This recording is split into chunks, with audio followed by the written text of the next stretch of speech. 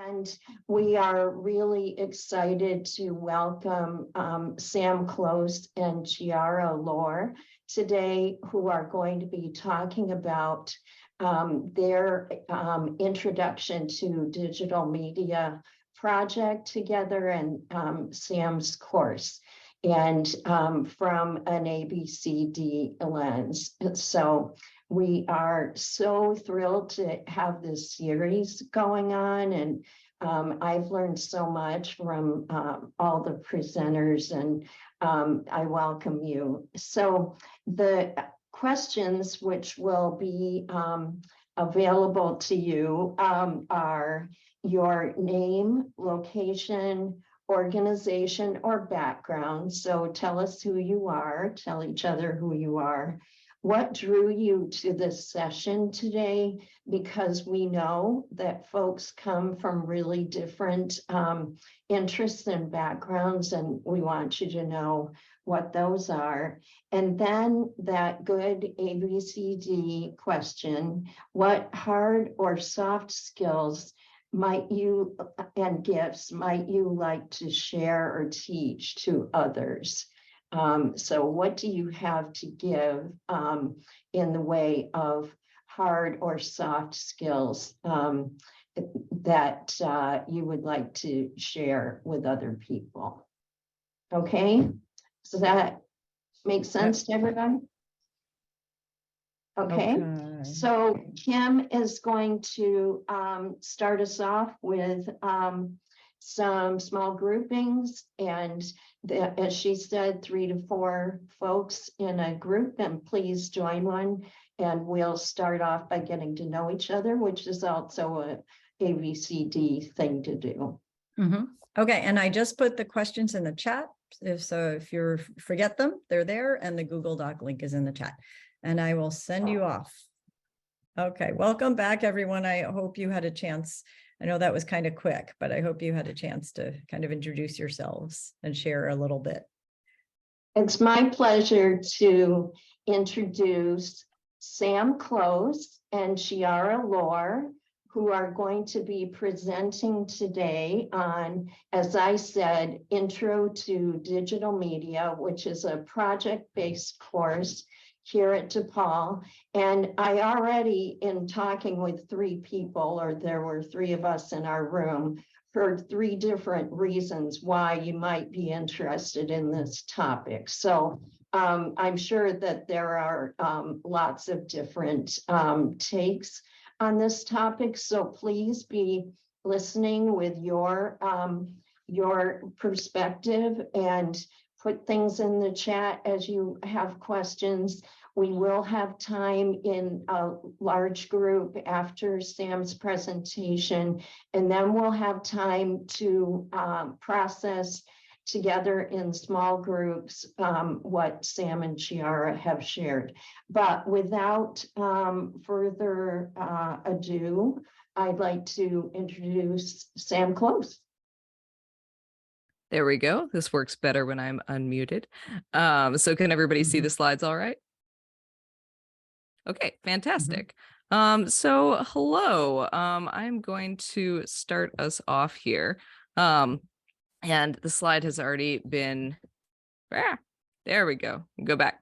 So we start off with the official title that Kim suggested to me, which is using an ABCD lens in a community-based service learning course, asset-based community development and skill building. And you're going to hear from myself. I'm going to start things off today. And you're also going to hear from one of my community partners, Chiarra, who is going to pick up in a little bit. And I tend to be more informal. And so when I was thinking about what to title this session, I thought, when communities know what to do and you know how to do. And I think it's this axis of knowing what needs to be done, which tends to be very much people on the ground and people who are in communities know what actually needs to happen. And then knowing how to do kind of skills, which don't necessarily come from a university. I think we already heard in my breakout room some different skills that people in community organizations and staff roles have. But that kind of skills of knowing how sometimes is an asset that needs to be connected to the people who know what to do.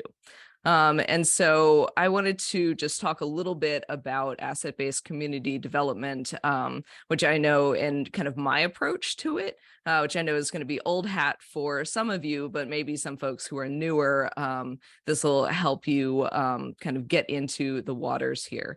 And so the way that I tend to think about it is, as the major kind of thrust is rearranging your thinking to focus on community assets, where communities are strong, what they have, rather than on community needs, where communities are weak. And so if you start your thinking first with where is the community strong and how can we build on that, it really informs a project to develop in a different way than, and in a more sustainable way, in a more respectful way than when you go in with this kind of needs-based, what can I give of myself approach that really can lead to some unfortunate outcomes despite good intentions. And so this is something I've cribbed directly from the ABCD Institute website and their toolkit that says successful neighborhood action comes from assets that were not connected being connected. And to connect assets, there must be a connector, like an individual, an association, or a local institution. And so the course that you're going to hear about today is one of these connectors. And this is kind of going to be our focus of today, is this action of connecting and making partnerships, and kind of how does that work in some very practical terms. This usually includes, ABCD usually includes asset mapping practices. This is something that people spend a lot of time on, but not today. I am coming in kind of with the assumption that assets exist, and also with the assumption that the asset of knowing what to do, knowing what you want, is something that already exists in a good part. But if you are interested in asset mapping as one of these skills of asset-based community development, I'd encourage you to check out this video in particular that's on the ABCD Institute YouTube, the Using Asset and Network Mapping to Strengthen Community Organizations presentation, which is awesome. And the YouTube playlist is a really good resource for anyone who's coming into this series of presentations later. And I heard one person who at least came to a presentation because they watched some of these videos. So I think that will hopefully reassure Helen and Kim that all the work to get things up and edited is really helping build this networking community.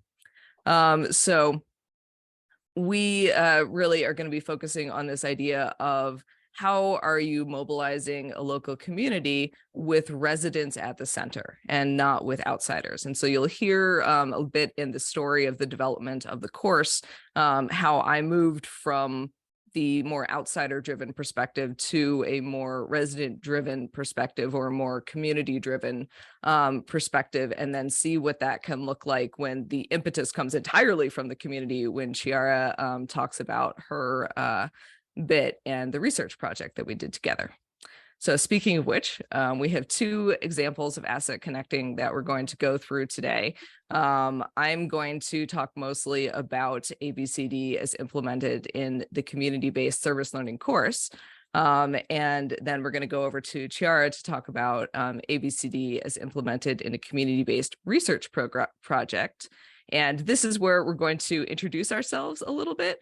And so I am an assistant professor of communication at DePaul University in Chicago.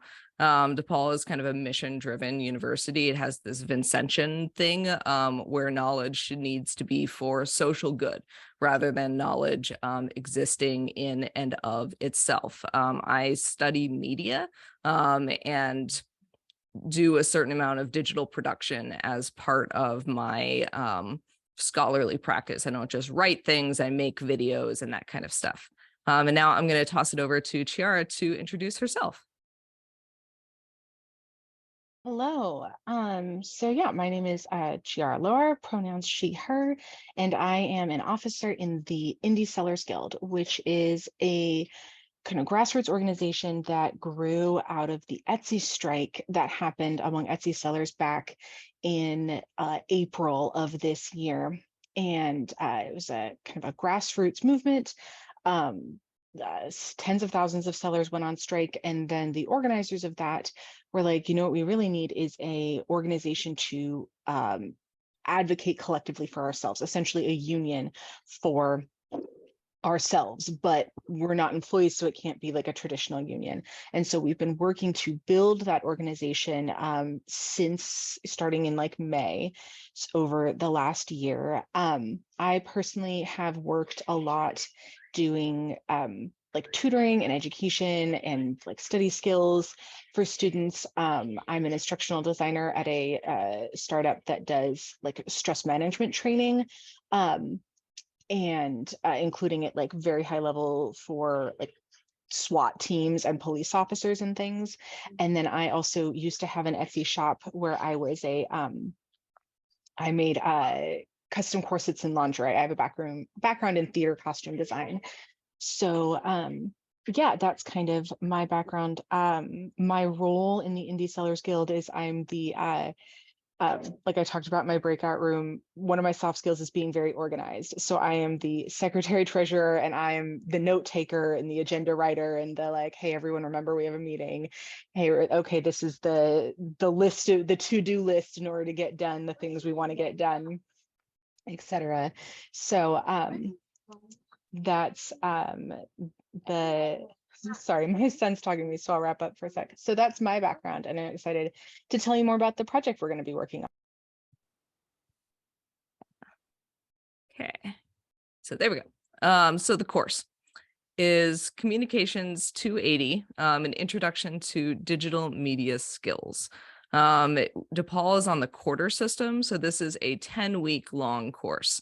And in this 10-week long course, we have to cover a lot. It is supposed to be the introduction to production, essentially. And so we start with taking photographs and then go through editing them, taking and editing video, taking and editing sound, coding, social media analytics, and data visualization. And so this is a very packed course.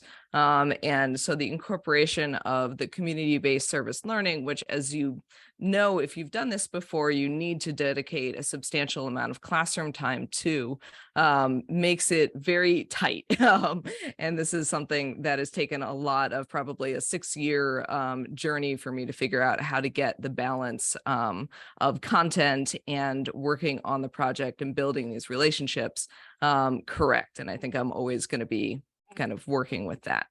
Unlike some of the other courses you might have heard about if you've been in the series, this is a core required course for the communication and technology major. So students don't self-select into this course because they have an interest in community development or even necessarily an interest in production.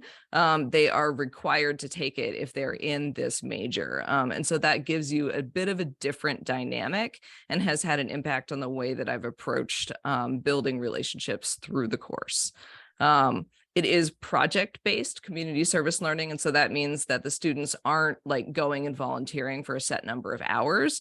They are working on a project with a community organization usually. So not directly with community members, as mediated through an organization that usually, you know, just kind of like Chiarra was saying, she is part of an organization that is helping to essentially unionize Etsy sellers. And she had an Etsy shop, you know, at one time.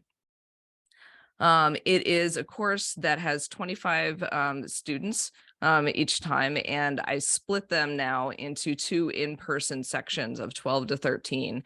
And I've moved, and this is part of the process of trying to figure out how to fit everything in. I've moved lectures and a certain amount of the discussion online so that when we are together in person, we're really focusing on the things that you need to do hands-on and giving the students time to work with each other on this project. let me see, I moved something. There we go.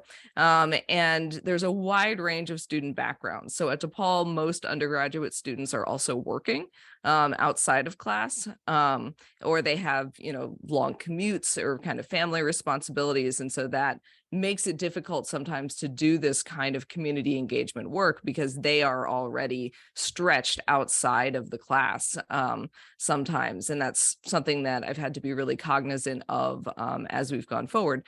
And they also have a wide range of familiarity with digital media, from people who have already done an internship in a particular skill, and if it's not one of my good skills, probably are way better at it than I am, to someone last quarter who we had to introduce. We couldn't figure out whether her problem was with a particular program, and then we realized that click and drag was not something that she was familiar with. She had just always used media and programs on her phone, and so we were like, the mouse, using a mouse. So a wide range of backgrounds is where is what the students bring to the course that I'm going to tell you about. And so how we got here. This is a skills-based course, right? It's an introduction to digital media skills. And so if students learn skills in a course, then kind of my assumption and the obvious next step is that they would demonstrate that learning by applying those skills, right? Like by making something. No, wrong. Because the problem is, the problem is that when the students are applying their skills by making something, usually for a community or a community organization, then when the students leave or when the course ends, they're kind of stuck.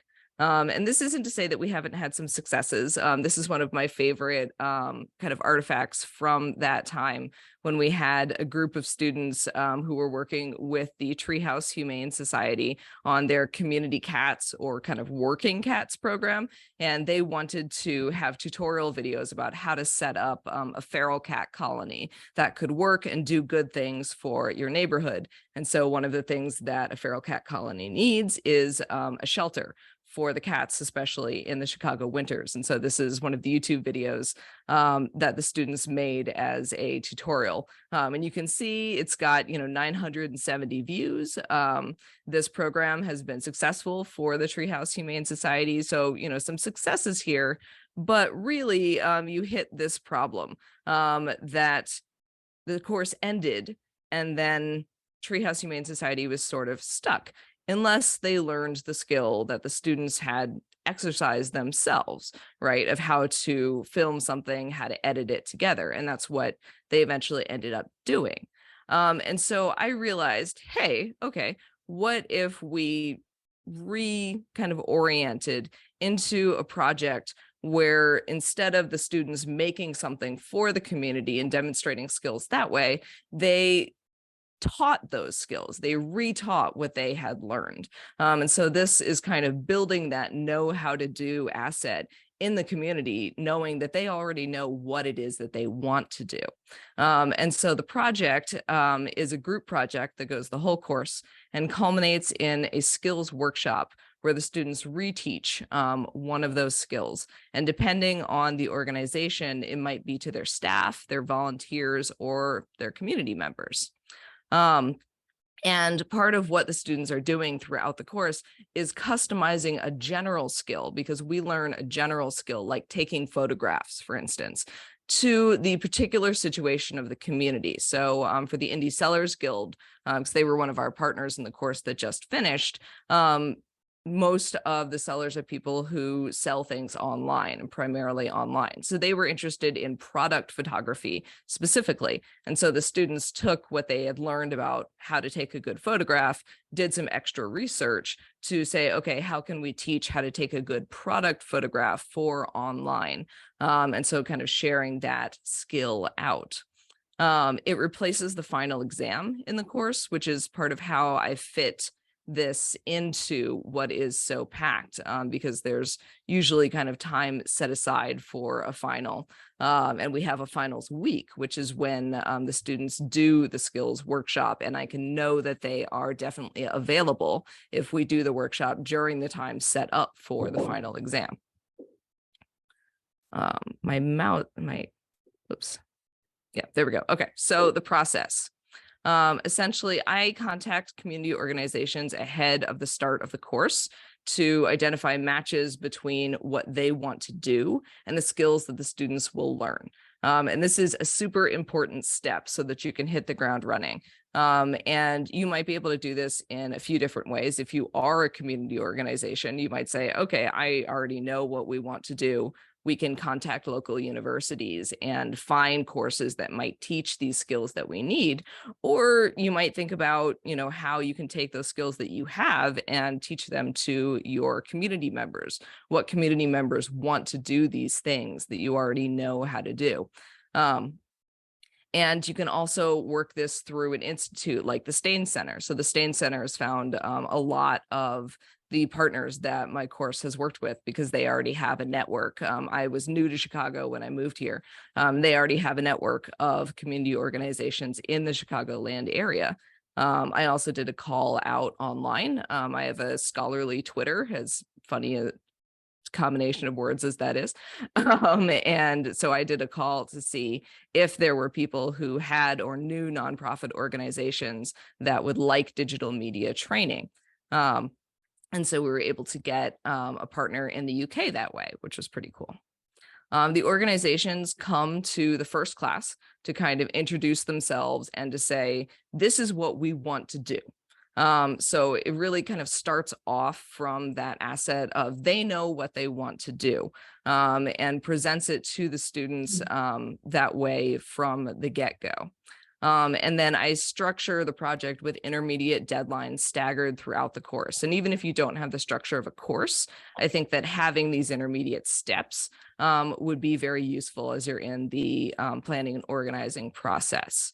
So I start off and do a little survey for what organization or which skill students want to work on. And this is because the students are required to take this course. They don't self-select. And so I've found that there's a lot more success if I can do some finessing and managing of where their interests lie to what project they're going to be working on. And so I ask, what organization, which skill are you most interested in, and which of those is most important to you?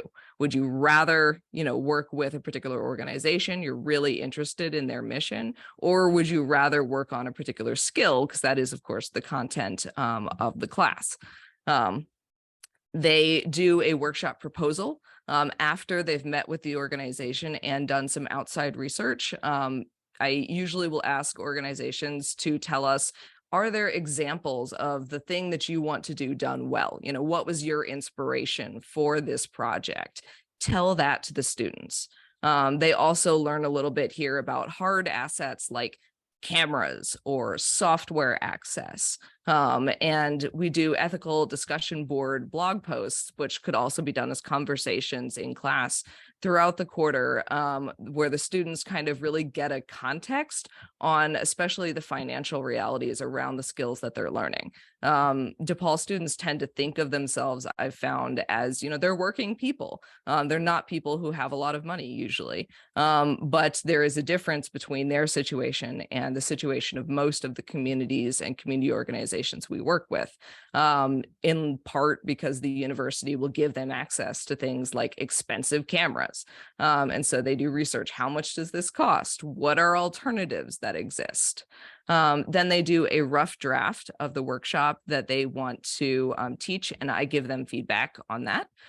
They teach the workshop, like I said, during the time set aside for the course final.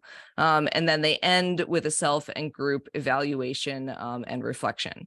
And I've found that this is a really helpful bit of the project, I think, for themselves to consolidate what they've accomplished and learned over the course of the project, but it's also been helpful for me to hear a little bit their thoughts. And if you are a faculty member or thinking about doing a course like this, I will tell you that I've had two basic responses.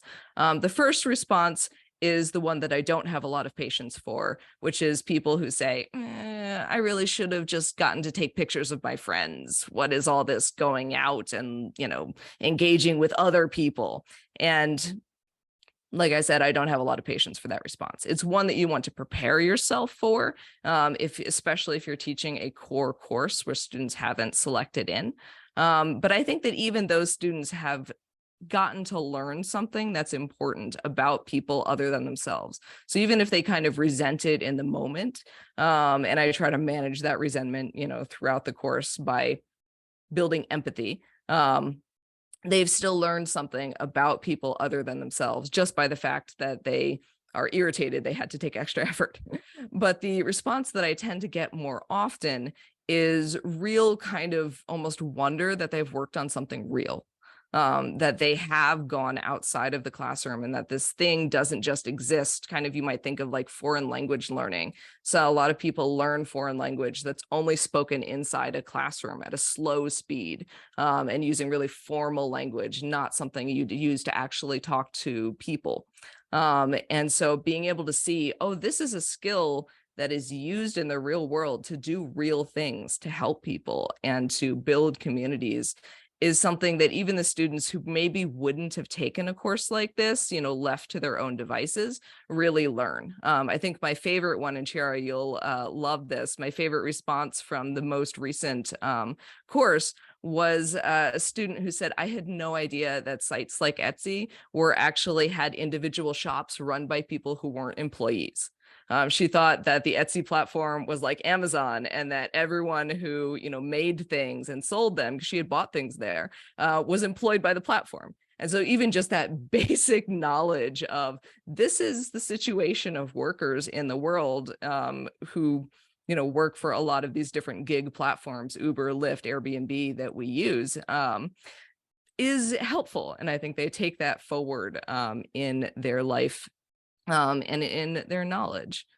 And so some of our past partnerships that I can tell you about, we've partnered with a community organization called Working Bikes in Chicago, who wanted to change the vibe, who wanted to share their knowledge of how to repair bikes, but they didn't know how to edit videos. Essentially. And so the students taught them how to edit videos. And this was especially good for their members who spoke different languages and could teach bike repair in Spanish or in Filipino, because there's a very much like kind of white dude with a beard and a checkered shirt vibe to a lot of bike stuff on YouTube. And so they were looking to share knowledge and to change kind of a culture.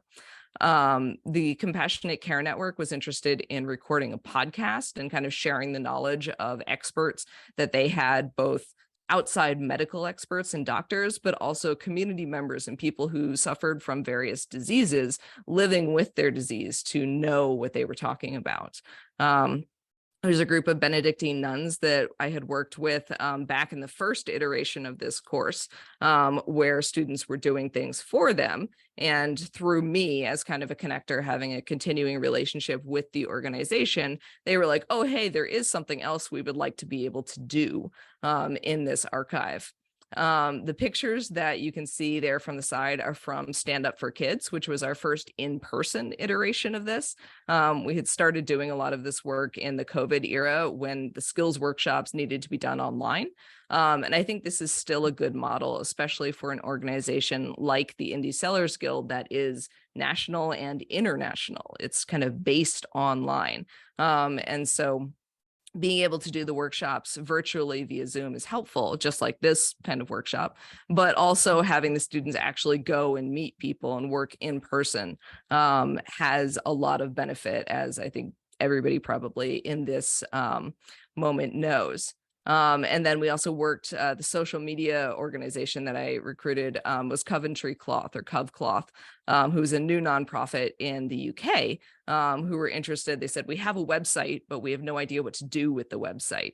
We know that we need to know things about who comes to our website, but we don't know how. And so that's a skill the students learned. And that was something they were able to teach a workshop to say, okay, this is the kind of website you have. Here is exactly how you find out who's visiting your website. Where are they coming from? What are they going for? And so with that, I am going to hand things over to Chiarra. All right. Hello. So I'm talking next about the market accreditation project, right? So the Indie Sellers Guild, like she said, in her introduction, was born out of the Etsy strike that you might have heard about in April 11th to the 18th of 2020, when Etsy, despite record profits during the pandemic, decided to raise the cut of their cut of the sales that sellers make on the platform by 30%. And it was started by our president, Christy, and through a petition on coworker.org that got over 86,000 people to sign the petition, nearly 30,000 of whom were Etsy sellers. And so I think this is, already showing you kind of a grassroots project started by someone who has a shop on the store or has a shop on the platform, and kind of joined in by lots of other people. The organization is now 3,000 members strong and growing. And so this is a large part of what, Chiarra has done with her incredible organizational skills, is to take an ephemeral moment of a petition that happened in one moment and say, okay, what if we build an organization under this and an organization around this? And how do we file for taxes? And how do we set up as a nonprofit? And she's done an absolutely incredible job just building foundations under kind of a really amazing moment, but a moment and an energy that can be short-lived. And like I said, when I talked about the partnership, it is a digital organization. And so there's members that are across the US and members in several different countries. And so it's based a large part online. It's based, in Discord, where members talk to each other there. There's a Reddit, and hopefully we're a growing Facebook. We just had people have interest in that. And so we're doing a kind of research project together that I think I can hand back over. Yes, all good now. Thank you. Yes, we're currently in 18 different countries, which is very exciting. And we definitely, it's a very, like, when people think of Etsy sellers, they tend to think of like a white stay-at-home mom making things on the side, and certainly a lot of people are, but that's not who everyone is. It's a lot of people who have been, for various reasons, like unable to participate in the regular workforce, which are stay-at-home parents, but it's also people who are neurodivergent, who are queer, who are disabled, who have chronic health issues. English isn't their first language, lots of different things. So we see that in our membership, which is part of what makes like one of our assets be all of the knowledge of all these different people and the discussion of how to actually create something that works for everybody. And that's part of what we worked with in the class and part of what we worked with in being a digital organization. So now we're working on a new project, because during the strike, the energy was very, well, let's just make our own Etsy. Let's have it be a co-op and run by sellers, and then we can do what we want and decide what we want. And Christy, the president, actually looked into that and was like, well, that actually won't work very well. There's for a couple different reasons. One, we didn't have enough buyers. So you need like a 15-to-1 ratio of buyers to sellers in order for there to be enough sales to actually sustain the sellers on the marketplace. And we had like a 2-to-1 ratio. And then, there's a reason Etsy pretty much has a monopoly on the handmade marketplace. It's because they like do the taxes for you across all the different countries, and they do the credit card payment. Like, they handle a lot of things, and it just takes a lot of tech to set that up. It's a lot of work. And we, kind of looked around at the group we had and went, well, that would take all our energy. That would be the only thing we did, and the odds are it wouldn't succeed anyway.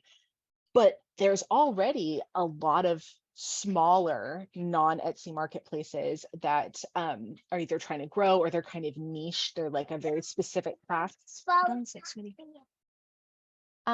They're That is falling off the edge. Yes, they are, sweetie.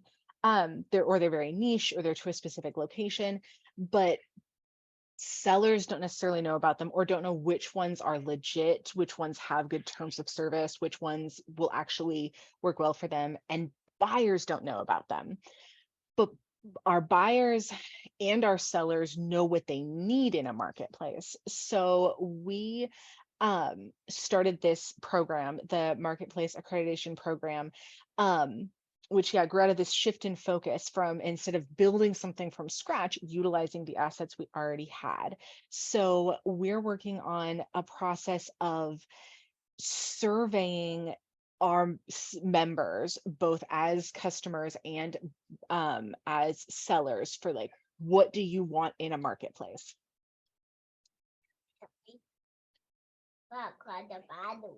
Okay, just a second. So we are working to sorry, I can multitask. Yes, this will take 2 seconds, so I don't need to take back over, Sam. But the program we're going to survey and get and find out from our community what people need.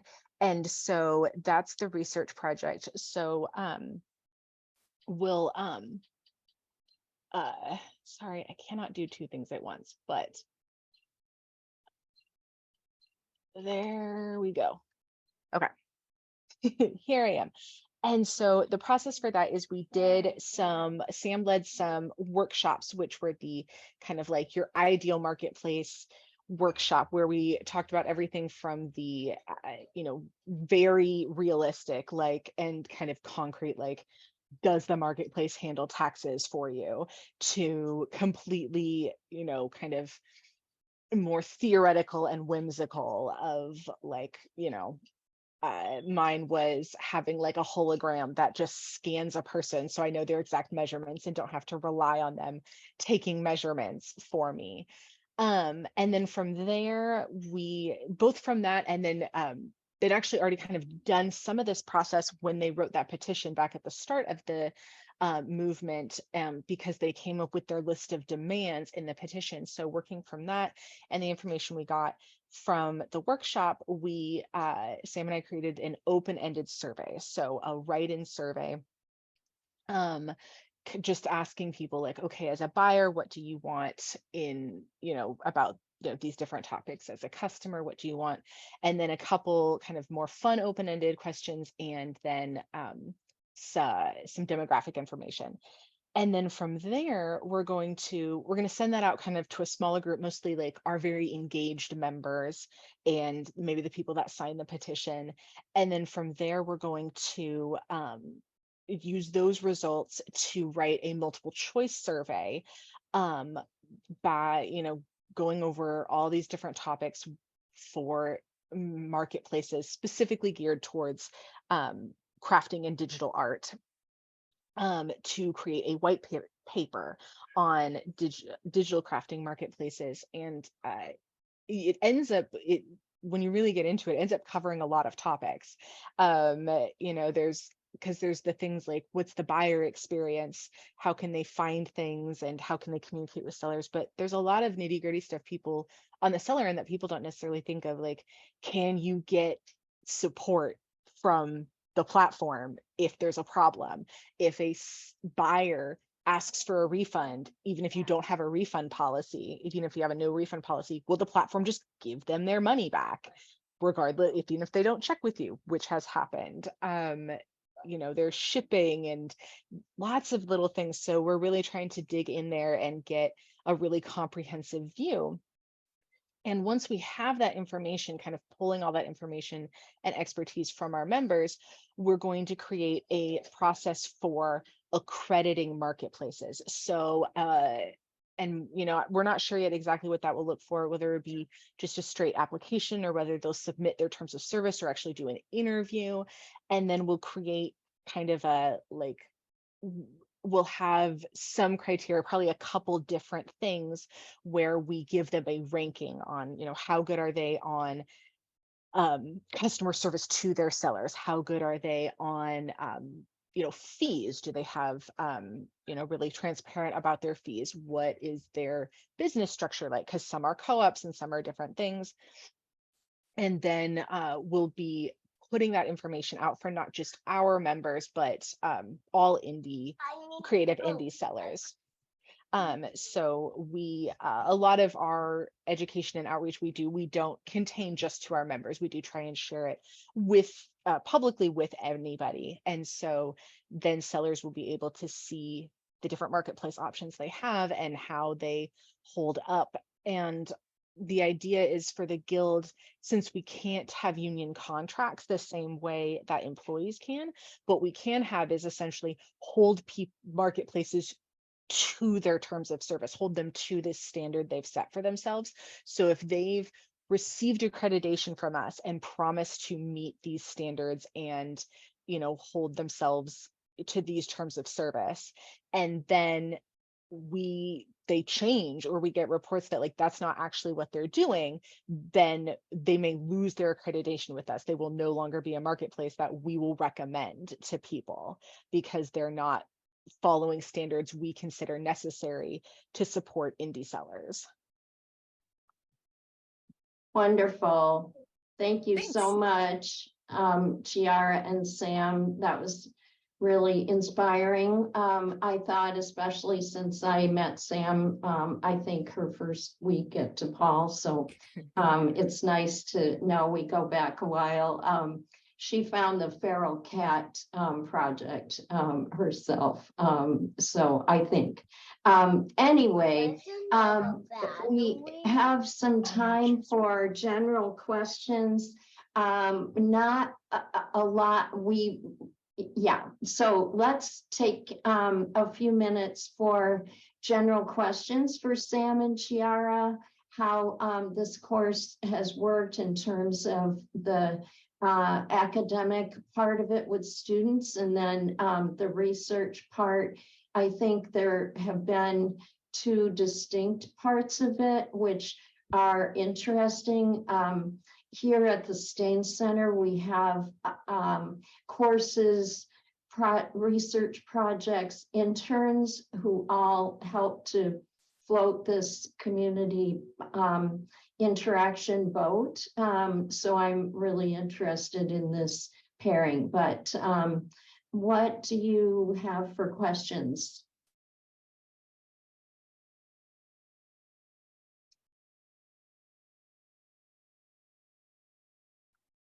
Yes, either in the chat or raise your hand or just shout them out. I had a question about the digital media course.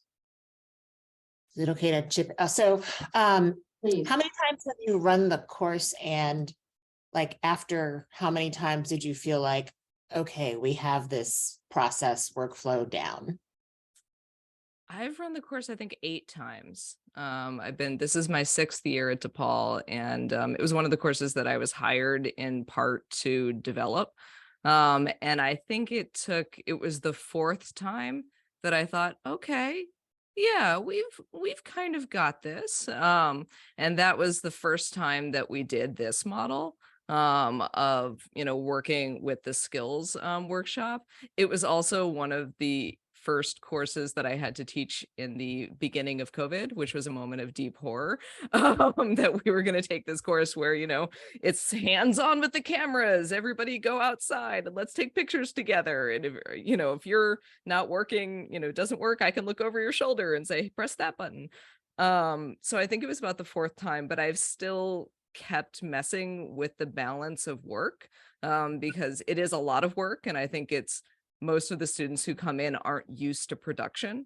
They're used to theory classes, or if there is production, it's more like, we get a lot of PR majors. So, okay, design a campaign. You can design a campaign at 3 a.m. if you procrastinated on your project. You can't have a meeting with an organization at 3 a.m. because you procrastinated on your project.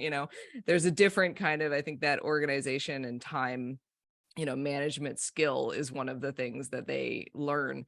And even as they've had trouble with it, sometimes it's an important thing for them to learn. So yeah, I think it was about the fourth time that I thought, okay, yeah, we've got the general model right. And now it's more about tweaking the fine tuning of how many blog posts and, how much reading or how long should the lecture be that talks about the theory and that kind of thing. Thanks. Yeah, Yeah, Morgan, I see. Morgan. Sam, thank you so much. And I'm in a very similar boat, like fifth semester teaching a class that has civic engagement group projects. So I have kind of a very specific ask, which is, are you using a particular model for grading and assessing their work in that you could tell us about? Because I find it quite opaque in a way that I don't love these group projects. Yeah, there's a balance. Some of the things that they do are pure pass fail. So things like your reflection and your ethical discussion, and the survey of what organization you want to work with, those things are pass fail, and it lets the students build up a kind of a reservoir of points that they've earned towards the project, which I think alleviates some anxiety, especially because it becomes very real when they have to do the rough draft of the workshop and they're like, oh my gosh. Because another complication, and you're going to have this complication with any course where you're teaching skills, is that sometimes an organization is going to want to do a project that needs a skill that you're not going to get to until week 7. And that's not ideal, right? Because you're working on the project all throughout. There is stuff they can do ahead of time, right? Doing some research, but sometimes, people will get scrunched and they'll feel like really concerned. The ones who were working on SEO for the Indie Sellers Guild and for Coventry Cloth were in that boat where we don't get to the data SEO until week 7. And so they were like, okay, we're worried about this. But so building up some pass fail points helps. They get graded on an evaluative basis with the proposal, where it's about the depth and the specificity to say, have you done your outside research? Have you reported your notes from your meeting with the organization? I give them a blog post to say, give me your notes from your meeting. You better have been taking notes during that meeting with your organization. Let me see what your notes are. And in the proposal, okay, are you developing things based on those notes? You're saying they said this, so we're doing that. The rough draft is peer. I have them hand the rough drafts of their workshops essentially to one of the other groups to get feedback. And so that is more of a pass fail sort of a thing. And at the I attend the workshops, and I have a TA for this class who helps. And so we both attend the workshops and we'll take notes during the workshop, and then we give them evaluative feedback based on clarity, right? How clear are you? Are you correct? Usually by this point, they're correct, but sometimes edits get made that I did not approve of. Are you specific to the organization that you're working with? Is it clear that you have customized the project, from the general skill to these are the exact people who want to do this thing? And then can you handle the Q&A? Because we always have Q&A and time for the organization to say, what was helpful, what was not helpful, what further questions do they have? And if the students have done their research right, they should be able to handle the Q&A. Sometimes I will step in if they're really floundering to make sure that, the skill is communicated and what needs to get communicated. And then the self and group evaluations at the end are more of a pass fail situation and a check for me. It's usually if there's someone who hasn't been pulling their weight, I'll know ahead of time. I won't find out about it for the first time in the evaluation. I don't do any kind of differential grading at that point, except for the situation where a student has basically dropped the class. And then of course they don't get credit for the group project. But this, I tell students on the very first day, also, I go over the plagiarism policy and have a section in my plagiarism policy about group work, and say, look, if you are taking a course from a professor, then they were the student in the group who wanted the A and did the whole project at least once, right? No one ends up in academia and at the front of a classroom without having been that student. So I feel you. Like I understand where you're coming from. And usually I think the students having the ability to express the frustration and having addressed it at the start, like, I know this is a problem with group projects. You're going to face this problem whenever you go into corporate work, wherever you go after you leave DePaul, you are also going to face this problem. And so along with skills like organization, you are also learning the skill of what do you do if you have a team member that's not contributing. They don't love that answer, but it's the truth. And it's, it's just a reality of group work, and group work, you only get more once you leave academia. Right. So. Thank you. Great. Tim. Hey, thank you very much. I really enjoyed the presentation. I just had a quick question about like the intermediate check-ins. I'm struggling with that. I've been doing like a project-based project for like 5 years, but my struggle has been like the intermediate check-ins. I've only done it twice, and it always feels like a rush. Like I have students write the proposal for what they're going to do, and then they like do a quick Zoom call with the partner, and that all happens within like a week, just because I'm not as like, I guess, wide to do. I don't integrate early on. It's sort of like, hey, next unit there'll be a partner, get ready, and then the partner comes in, and then by the end of that week they write a proposal, and then by like the end of like the next meeting, it was like a 10-day intro to like writing a short proposal, to like talking to the partner about it. So I don't love that schedule, right? I mean, I teach at DePaul too, so I know about the 10 weeks sprint, but if anything you can offer, it would be super helpful, because I feel like I don't have that part quite worked out yet. Like, how do we check in so it's not just like what they thought was a good idea on day one, right? If they get some partner feedback. Thank you. The partner feedback can be a challenge because partners are busy, right? Like, obviously, I love all the support in the chat for Chiarra and her kiddo, right? But they are not always going to have the Working Bikes partnership. 2 of their staff members had babies during the partnership, and so I've built it a little bit so that they don't need necessarily get the partner feedback. If the partner has the capacity, I send them the proposal to say, this is, you've met with the students already.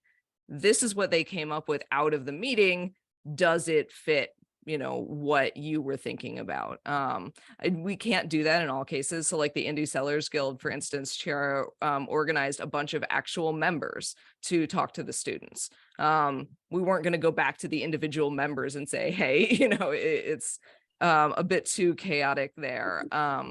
So we'll get feedback there sometimes, but that's where you having met with the partner ahead of time to know the project that they want to do before the course even starts can be very useful. So like, I'll go back to my notes from that meeting and say, like, is this proposal fitting what I talked about with the organization? And if it's not fitting, are they referencing something really specific? Like sometimes partners will change their minds and decide to do a different project than the one that we had talked about originally. And that's fine. Especially if it's been developed in conversation with the students or they've realized something, and so that's kind of where the feedback comes in. I would say that one of the things I learned in those 4 iterations of the course that were really rough was that this needs to be something that I start ahead of the course and that goes through the entire semester or quarter, that we use the whole 10 weeks. So like their week 1, the survey of which group you want to be in is week 1. You have to complete that by the end of the time. The proposal is then they have 2 weeks to meet with the organization. So it's like week 2 and 3, they meet with the organization. Week 4, they're writing the proposal. Week 5, they get feedback on it. And then the rough draft is week 8 to make sure that we've covered all of the skills. And then I have squashed the content that we teach, which would fit really neatly into 10 weeks. I've squashed it to 9 weeks so that we can have week 10 as the peer feedback on the rough drafts. And so that they have the time to work together in class when they hit that rough draft stage, which is often where the rubber hits the road for like a group member who hasn't been contributing, to say like, well, you're in class. And so now you're facing your group members and you're all going to be working here together on this thing. I don't love having squashed. Usually it's editing sound and video that we put together instead of having a week for each. I don't love it, but I think it's worthwhile to give them that time in the 10th week to really have the whole class period to work on the project together. other, I think we're sort of waving into the large group or the next group questions. So I have two things. So we won't break into groups again. I think we'll just let ourselves flow in time. But I have two questions. One is, do you have a template, Sam, for the proposal? Do you have a usual? Because I think that might be helpful if you shared that for folks.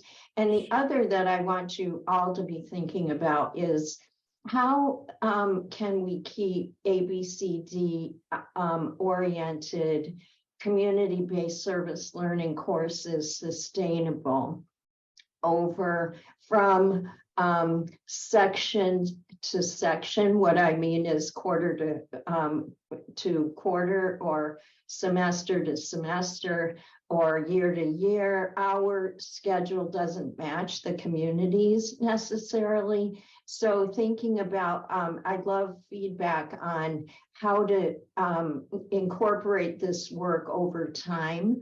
But Sam, do you have that template? And okay. Yes, I've just stuck the, I call it a project brief, because that comes kind of from creative industry speak. I've stuck the project brief that we used for the spring. So it's not it's one of the most recent iterations of the course because I just finished it. But this is the one that came up in my quick search. So that shows you the brief that I give to the students about what the project is going to look like. I think the only thing I haven't mentioned so far is the cheat sheet. But that is, in essence, we record the workshops. So we record the final workshops so that the organizations have that to refer back to, especially if the students are doing something like a screen share, right? About like, okay, this is literally how you do the thing that you want to do.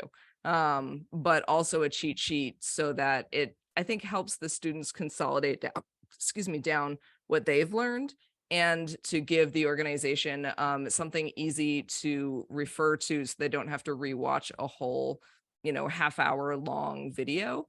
Or sometimes the organization will ask, like, I'm trying to remember who it was.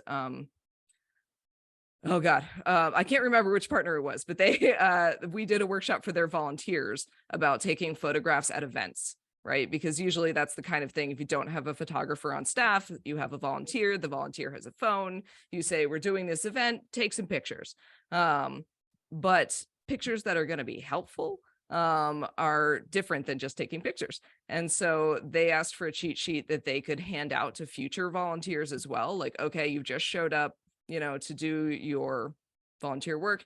Here's a sheet to tell you what it is that we want, that's been created by people who know something about taking pictures and about taking this specific kind of picture at an event. Have the speaker's face fill the frame. If it's a medical event, because this was a partner who did walk-in clinics, ask people's permission before you take a picture of them getting some kind of medical treatment. Things that are very basic once you've thought about it for 5 minutes, but often, especially if you just walked in to volunteer, you haven't thought about it for 5 minutes. I see a really important question in the chat. So coming from a poor neighborhood in the Eastlands of Nairobi, recently discussing gentrification fears, I was asked how we could use ABCD when much of the role models are a bad influence. I thought that even bad influence could help the community learn from bad experiences. So how can we employ ABCD in such a difficult context, not working with outsiders? Daniel, did I get that appropriately?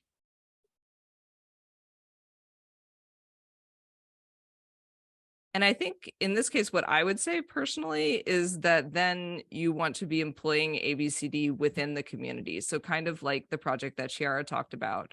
I don't know if she wants to jump in on this here, where the community organization leads the project rather than partnering with like an outside university, is what I would say. And so because you have these skills distributed within your community, skills like getting feedback, right? Maybe one person knows how to fix a bike and they can share their knowledge about fixing a bike. And so then the people you're empowering as experts who have skills are the members of your community. And I think especially in a context like that, that's the way that I would approach it, but this is me. So other folks might have good or better ideas here. Can you clarify what you mean by a bad influence? I guess I'm a little unsure.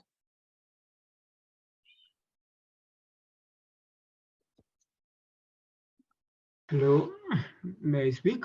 Yes. Yes. Yes. Okay, thank you very much for having me around. Coming from a poor neighborhood, we have burglaries, teen pregnancy, problem with alcoholism, and such negative, experiences that the young people are seeing from the older generation. So it's very difficult getting probably a teacher from the neighborhood, maybe a nurse. Most of these people usually move out because they cannot stomach staying in such a neighborhood. Therefore, it's a very difficult neighborhood. And, that is the kind of situation we're in. Thank you. Okay. Yeah, I guess I have a few thoughts from working in the guild, and I'm not, an expert by any means, but yeah, where you want to honor the community, but the people you might need.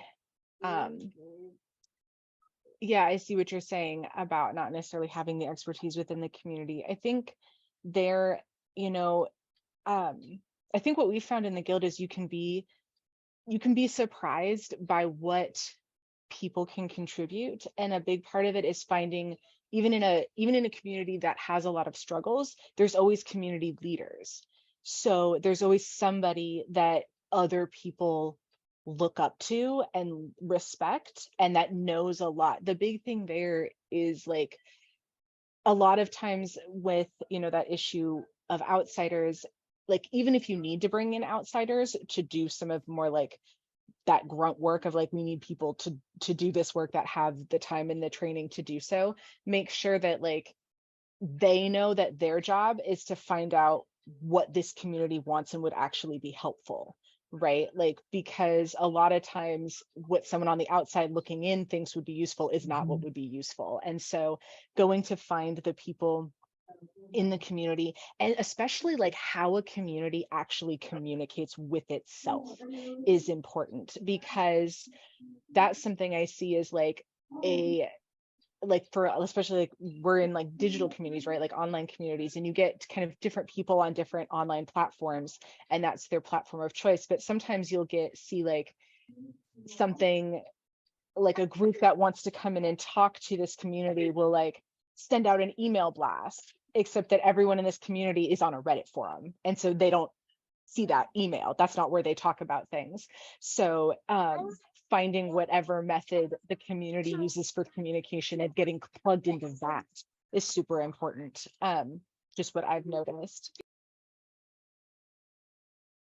Yeah, I think that's awesome. Sorry, I did my whole dissertation on gentrification. So yeah, I've been there, done that. But I think you guys are saying like what I would have said. The only thing I would add is document it. So I think Chiarra made a great point about finding where the people are, but then like, screenshotting it or whatever is going to make sure that you can show it to people if they're dealing with it. Like I interviewed a bunch of community leaders who had their whole neighborhood, gentrified and had to leave. It was private redevelopment, so it was kind of a like, big hammer, small fly sort of situation. There wasn't a lot they could do, but I think talking to community leaders is a great idea, and then making sure you document that and share that in, like what Chiarra was saying, channels that people will actually be able to follow it. That didn't happen in the project I studied, and I think that was my biggest takeaway. Is I wish they had written down or somehow documented what they've done, because without that neighborhood knowledge, you could say, well, I talk to people at meetings. Well, talking to people at meetings, that's a good first step, but like it doesn't quite get the job done, unfortunately. So not to add too much, and I just think that's a really good idea, and you nailed it. But basically, yeah, make sure you document it.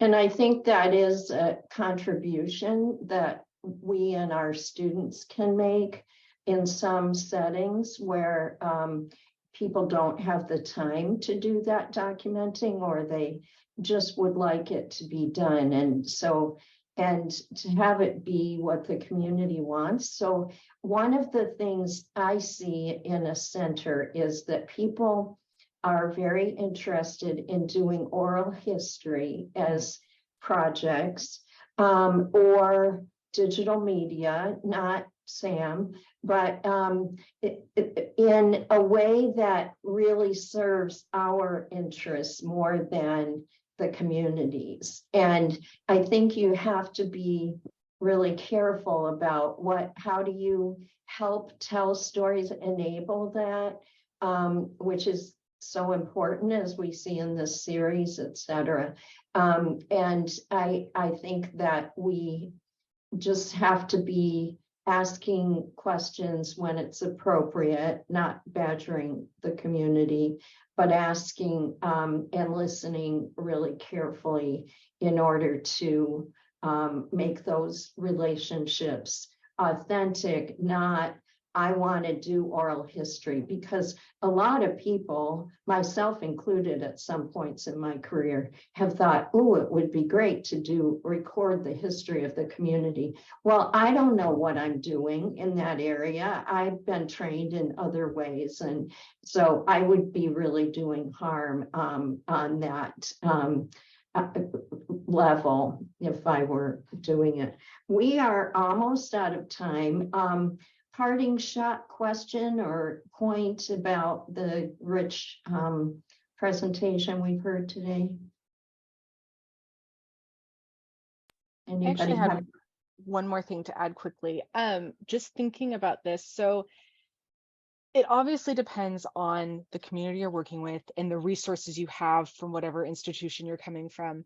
But, you know, and if you working with having your community members do as much as possible themselves makes a huge difference. This is more work on the organizational end because people will 100% volunteer and then disappear on you.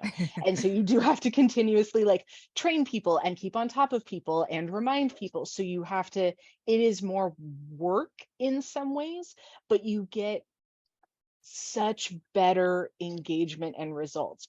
And a lot of the time too, because you like, especially for a group that has felt disempowered, feeling empowered to accomplish anything themselves makes them so much more committed to whatever you're doing. I've noticed that again and again with when we get the members of the guild plugged in, and they don't even have to be doing the work that's like exciting. It's not like they're always doing the like talking to the news and drumming up awareness about the plight of Etsy sellers. I'm like, here, check these 5 applications for me, please. And they're just excited to know that they're building something for themselves that will listen to them and do what they want. And so it means you need a really like on it volunteer coordinator, but that makes a huge difference for how invested people in a community are.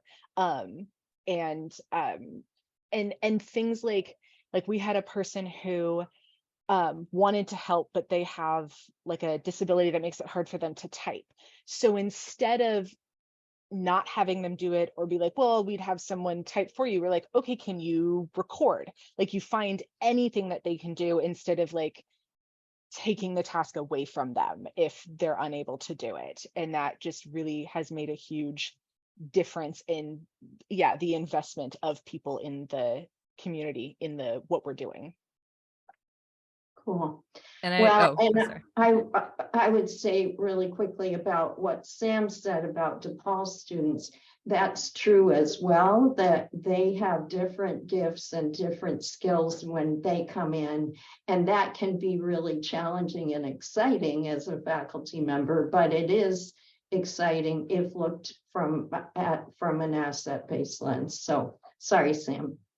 Oh, and I think this actually dovetails really well. What Tim was saying about documentation earlier, I think one of my biggest takeaways as someone who studied digital media is that documentation, especially visual documents like photographs or video, are really fraught.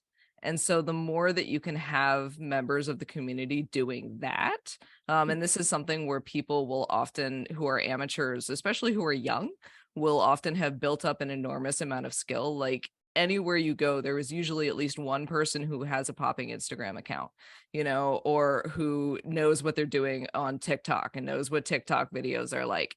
And so identifying those people as the ones to do your documentation can be really, really helpful and empowering, because especially being photographed is a moment of vulnerability, especially, when you're dealing with populations who've been disempowered. And so like, they will take different kinds of photographs if you have community members doing that. And if you have young people who know social media, they will probably they've probably developed that expertise, that we would only codify in a class like the one that I teach. So that's a really good resource that you might want to look to. Great. And I have about 5 more points and questions I would make, but we are out of time. So Kim, do you have something to say about what's coming up? Yeah, I just wanted to make 2 announcements. One is that the Higher Education Working Group, which is who brings you this series, is partnering with a few people, including the Center for Social Justice and Inclusion at the University of Technology, Sydney, on a journal, an international journal called the Gateways Journal. It's a journal of community research and engagement. And they're doing a special themed journal on asset-based community development stories. They've just extended the deadline for proposal submissions to January 9th. I'm going to put that in the chat. If you have a story that you'd like to share, they're just by January 9th, they're asking for just a abstract, no more than 500 words of what you would like to do. And they're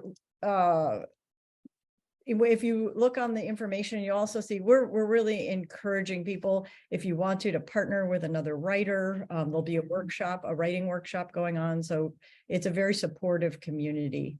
And the other announcement will be that the co-founder of the ABCD Institute, John McKnight, and one of our European stewards from Ireland, Cormac Russell, they've recently published a book called The Connected Community. And Cormac will be over here in January, and John and he are going to do a book talk in person at DePaul on January 19th. And anyone, we're doing it both in person and virtual. So there's 2 separate links to sign up. Oops, I'm sending this. Sorry, I meant to send this to everybody. I just sent it to Natalie. So there's 2 links to sign up. So if you would like to join us, please join us online, or if you're in Chicago, we'd love to have you in person. So that will be January 19th in the evening at 5:45 p.m. And the ABCD Stories series will continue next year. And we'll put out a call for proposals, and you are highly encouraged to present. So correct? I'm correct, right, Kim? Yes, Yes. absolutely. So, I think it'll be a little bit slow in starting just because it'll be January, but then we'll get started, and they've been fabulous, I think. And so I really appreciate your coming, and special thanks to Sam and Chiarra and Chiarra's little friend, and for your wisdom and all the work that you're doing, and for all of you and your work. It was great to hear from you. And if you're interested, be in touch through the Stain Center. I'm happy to be in touch with each of you if you'd like. So take care. Have a great rest of your day. Happy holidays. Bye-bye. Bye.